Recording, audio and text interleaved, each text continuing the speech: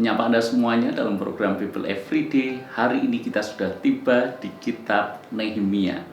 Kitab Nehemia merupakan kitab menceritakan tentang bagaimana keadaan bangsa Israel ketika mereka berada di Babel dan sementara sisanya mereka ada di negeri leluhur mereka di Israel sana.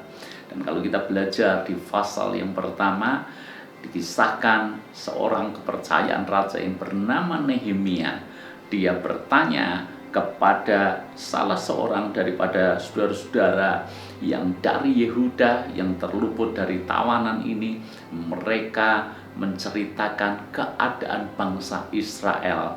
Dan inilah yang diceritakan kepada mereka. Kata mereka kepadaku, orang-orang yang masih tinggal di daerah sana yang terhindar dari penawanan ada dalam kesukaran besar dan dalam keadaan tercela. Tembok Yerusalem telah terbongkar dan pintu-pintu gerbangnya telah terbakar.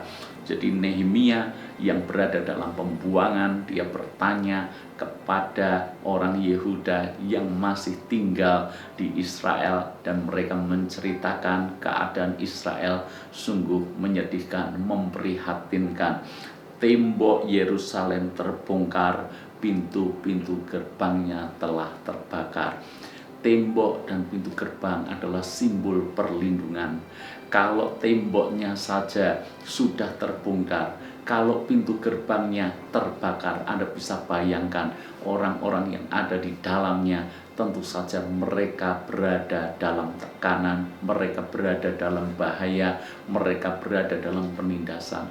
Tidak ada satu negara yang kuat kalau mereka tidak dilindungi oleh tembok dan pagar yang kuat, tidak dilindungi oleh pintu gerbang yang besar dan kuat. Maka ini merupakan simbol bahwa bangsa Israel dalam keadaan yang sangat menyedihkan. Kejayaan mereka sudah hilang. Itu yang membuat Nehemia menjadi sangat sedih. Ayat yang keempat, ketika ku dengar berita ini, duduklah aku menangis dan berkabung selama beberapa hari. Aku berpuasa dan berdoa ke hadirat Allah semesta alam. Kataku, ya Tuhan Allah semesta langit, Allah yang maha besar dan dahsyat, yang berpegang pada perjanjian dan kasih setianya terhadap orang yang kasih kepadanya dan tetap mengikuti perintah-perintahnya. Berilah telingamu dan bukalah matamu dan dengarkanlah doa hambamu yang sekarang kupanjatkan ke hadiratmu siang dan malam bagi orang Israel, hamba-hambamu itu, dengan mengakui segala dosa kami orang Israel yang telah lakukan terhadapmu. Juga aku dan kaum keluargaku telah berbuat dosa, dan seterusnya. Saudara-saudara, Nehemia dia melakukan persis seperti yang dilakukan Ezra di pasal-pasal sebelumnya atau di hari-hari sebelumnya kita sudah pelajari sama-sama. Ezra memiliki duka cita di dalam rohnya ketika melihat bangsa Israel hidup kawin campur dengan bangsa asing, kompromi dengan dosa. Nehemia juga punya sikap hati yang sama ketika melihat keadaan Israel yang menyedihkan. Maka Nehemia juga hatinya dipenuhi dengan duka cita yang mendalam. Maka siang malam Alkitab tulis demikian, dia berseru kepada Tuhan, dia mintakan ampun, dia serukan pertobatan, baik bagi dirinya, kaum keluarganya, dan seluruh bangsa Israel. Yang kita bisa pelajari dari pasal yang pertama tentang Nehemia adalah dia punya hati untuk bangsanya, dia punya hati untuk rakyat Israel. Dia punya hati ketika melihat kehancuran Israel. Dia tidak lantas berpikir dalam hatinya, yang penting keadaanku baik. Ingat, Nehemia berada dalam posisi yang nyaman. Dia menjadi orang kepercayaan raja. Dia tidak berpikir yang penting aku dan keluargaku aman, baik, dan nyaman. Tapi dia terus memikirkan keadaan bangsa Israel. Itulah yang membuat dia setiap hari berdoa, berpuasa, dan dia menyatakan penyesalan yang mendalam akan keadaan Israel. Saudara-saudara, milikilah hati seperti itu. Seringkali kita orang Kristen cuek.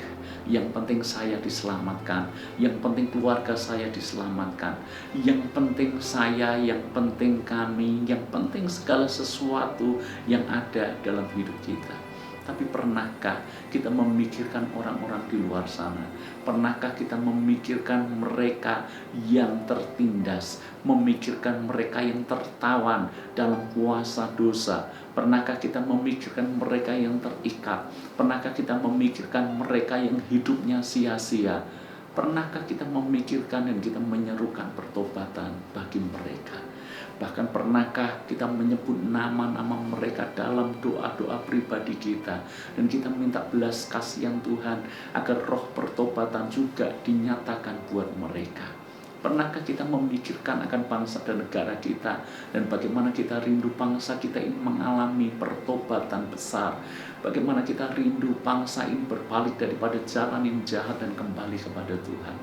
Sesungguhnya kita semuanya seringkali lalai akan hal itu, karena kita sudah dipusingkan dengan diri kita sendiri, kita dipusingkan dengan masalah kita sendiri. Bahkan kalaupun kita berdoa, jarang sekali kita menaikkan doa syafaat, karena doa-doa kita semuanya habis hanya untuk kita, hanya untuk keluarga kita, untuk kesehatan kita, untuk pekerjaan kita, untuk gereja kita, pelayanan kita.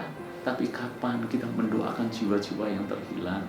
Kapan kita menyebut teman Anda yang Anda tahu hidupnya sia-sia, yang Anda tahu dia pun hidupnya tidak bahagia dan frustasi dalam hidup? Pernahkah kita menyebut mereka dalam doa-doa kita? Itu sebabnya melalui kebenaran hari ini saya mengajak kita melakukan sebuah tindakan nyata. Setiap hari sebutlah nama beberapa orang yang Anda kenal, yang perlu Anda bawa kepada Kristus Yesus. Doakan mereka seolah-olah itu menjadi bagian hidup Anda, itu menjadi beban hati Anda untuk melihat pertobatan mereka. Tidak hanya mendoakan, tapi juga bangunlah hubungan dan kabarkanlah bahwa Kristus Yesus Tuhan mati untuk mereka, mati untuk menyelamatkan mereka, dan rindu memberikan kehidupan yang penuh makna buat mereka. Ambil waktu saudara punya beban untuk bangsa negara ini. Doakan bangsa negara ini, doakan pemerintahan bangsa dan negara ini.